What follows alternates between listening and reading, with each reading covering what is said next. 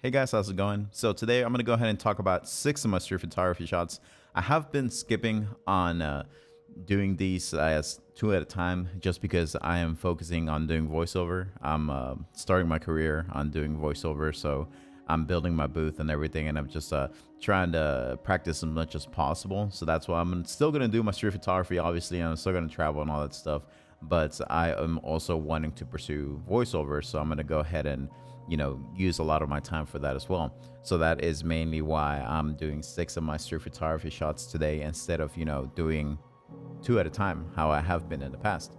But thanks for tuning in, guys. If you could subscribe, like, and follow both on YouTube as well as on Instagram, I really appreciate it. That helps my content immensely, especially because more people will be able to see my street photography and maybe get inspired by it.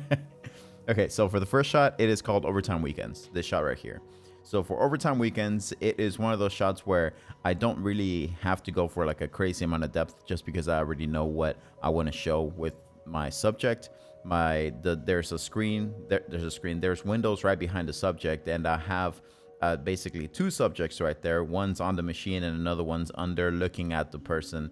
And you can obviously tell what they're doing. They're cleaning the glass, but signifying as a daily, a type of live shot where you see normal people working and you see daily life here in Dallas. And there is a fence in front of this shot, but I didn't really mind it because it is not obstructing what I'm trying to show in the image. So that's why I was totally fine with having the fence in front of them. And it's a see-through fence, so it doesn't really obstruct anything. It would obstruct if it was, a completely solid fence. You couldn't see through. You couldn't see the guy. You could only see like the top torso of the guy at the bottom, the subject at the bottom. It wouldn't have looked good. But since it's see-through, it totally works. And I got my point across as far as overtime weekends. These people usually try to clean these things on a weekend because there aren't a lot of people walking around in Dallas in the morning specifically. But that is this shot. Okay, for the next shot, it is called Desperate Meetings, this shot right here. So this shot I found interesting because the pit bull that is right there, I'm thinking it's a pit bull or it's a mutt. It's something that's mixed, the one that's actually launching forward. That one, I ended up seeing it way beforehand, and it was just like wagging and going around crazy, just walking in front of the person, right? So I could already tell that it was going to be a problem whenever it came up to another dog because it just looked so crazy. And dogs, like in my experience, especially with Reggie, he's breathing like crazy behind the camera right now. Hopefully you can't hear him, but it's super hot outside in Texas right now. And I walked him over at the park. But especially with Reggie, since I've like raced him and everything, and I've had other dogs before, I know that if you don't give them enough attention or you don't walk them as often as you should, like for example, Reggie, I end up walking him like twice a day. You don't give them enough attention, they are gonna, act crazy, like trying to get all that energy out. But if you get all that energy out yourself, then you don't have to worry about that. But in this case, you can obviously tell that this pit bull doesn't get walked as often as it should to get its energy out. That's why it's like going crazy and going towards the other dogs. It didn't come to them biting or anything. She was just holding her dog right there.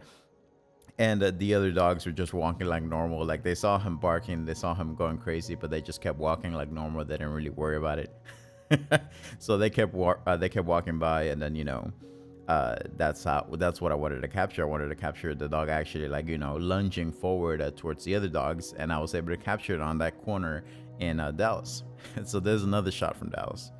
The next shot, we're going back to Germany. So this is on Berlin, Germany. And this is actually one of the shots that is on top of one of the government buildings over there. It is called, if I can find it, here it is. It is called a Riksdag building, this place right here. So Riksdag building, I hope I'm not, Riksdag? I hope I'm not totally butchering that.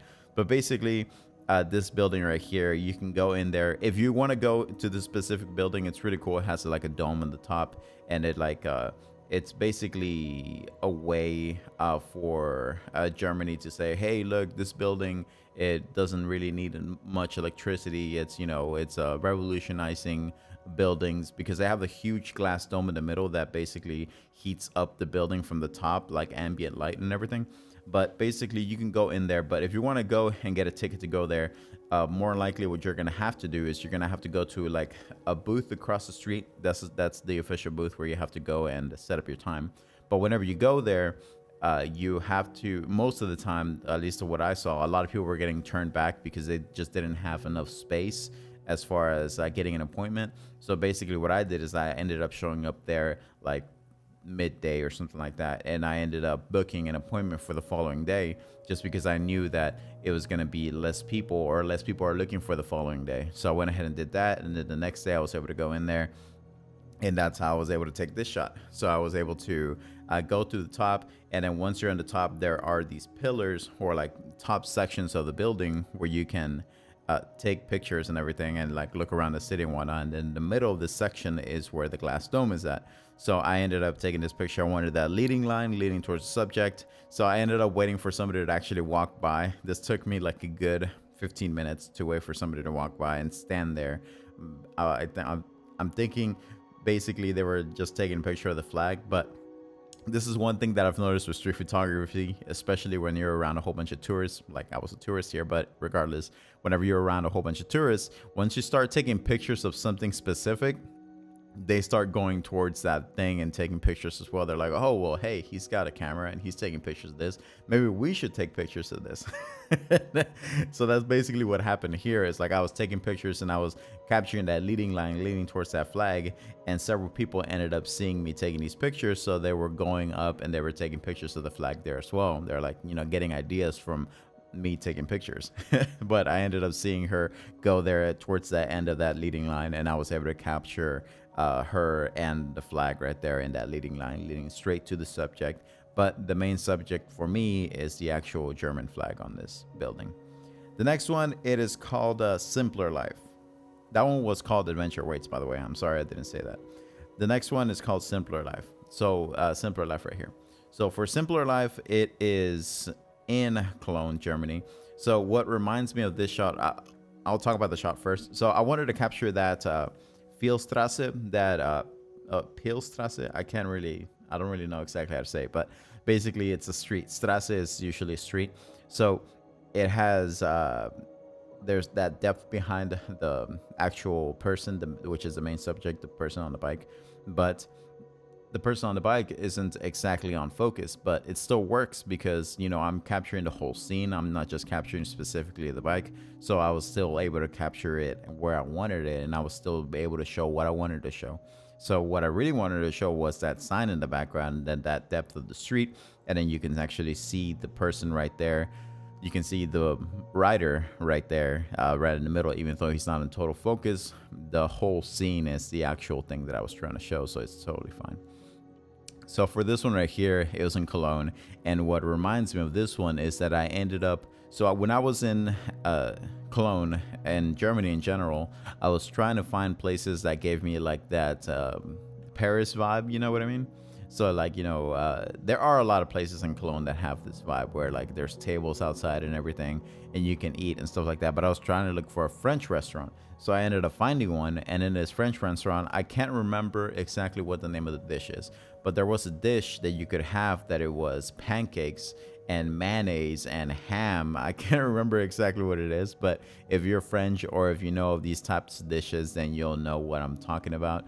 Maybe it's not even a French dish, but I ended up getting it at a French restaurant, and I ended up having coffee and just, having the whole like croissant and the whole experience and whatnot. But that's what reminds me of this shot, because it was after the fact that I ended up going there and taking this picture, and just basically what I really wanted to capture was that sign in the background. I ended up waiting for either a person to walk by or somebody on the bike to walk by, to ride by, and that's how I was able to capture this. And it just ended up working out. They're at a perfect angle going through there. And just take a note, if you are going to Germany or Europe in general, there are a lot of people that ride bikes. So if you do street photography, there will be you'll get unlimited amounts of people on bike shots. And I like those motion shots. So that's basically why I ended up capturing this one right here. Okay, for the next one, it is called Life's Little Moments. So for Life's Little Moments, this was in Hamburg. And Hamburg is one of those port cities. It's not close to the actual ocean, but it has access to the ocean through this river. I can't remember the name of the river, so I'll put the name of the river right here. But it has access to the ocean through that river, and it's a big port like type of city. So there are a lot of birds there.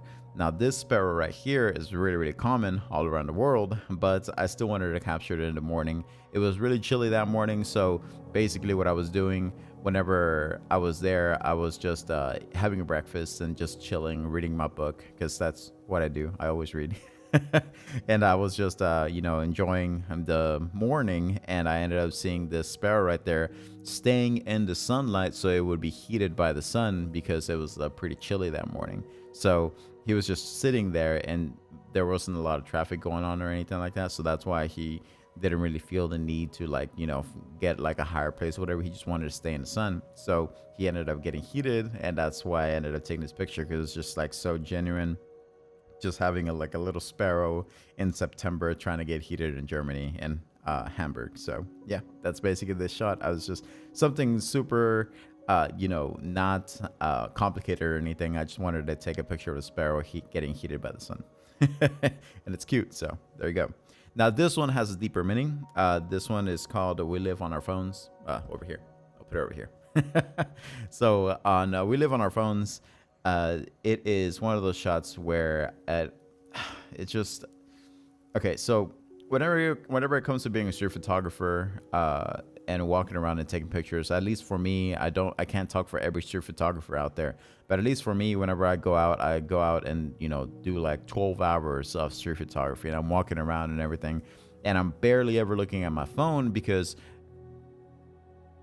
I tend to listen to music while I'm doing street photography, and it inspires me to take specific types of shots depending on the type of music that I'm listening to.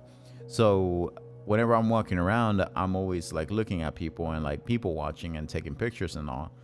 And I notice that everybody is on their phones, like especially in New York City, because there is such a feel in New York City where people like to ignore each other.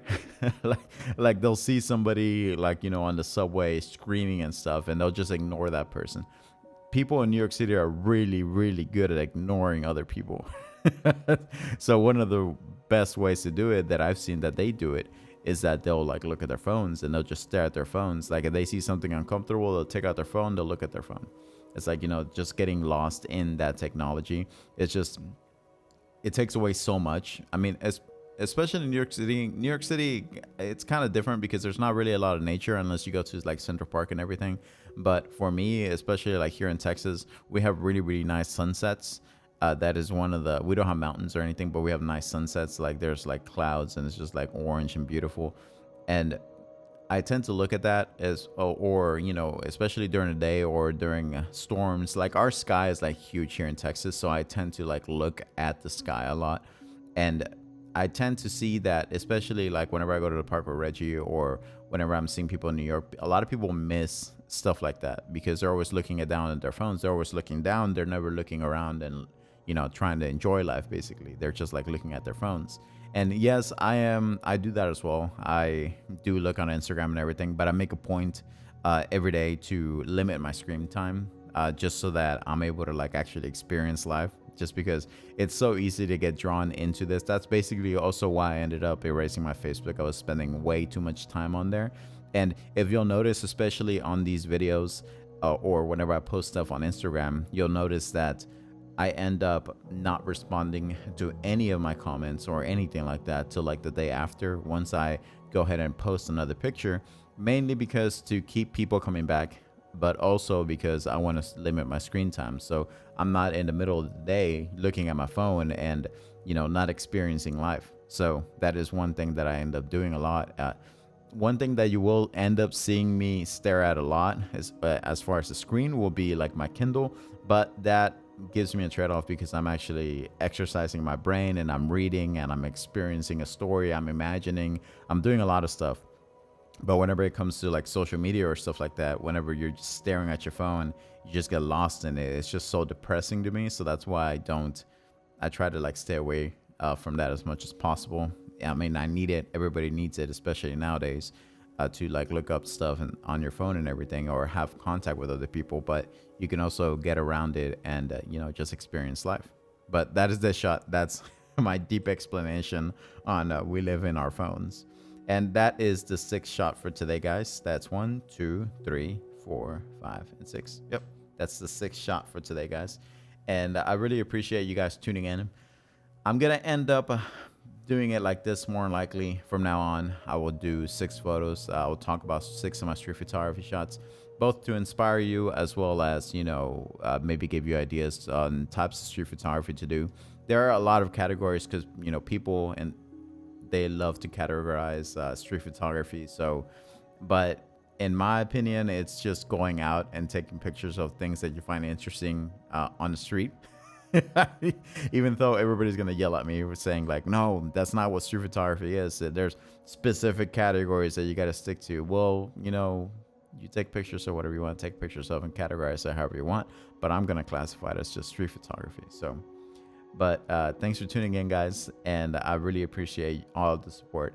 And I'll go ahead and catch you guys 6 days from now, probably after I upload 6 more photos. But I hope you guys have a good night, and I'll go ahead and catch you guys next time.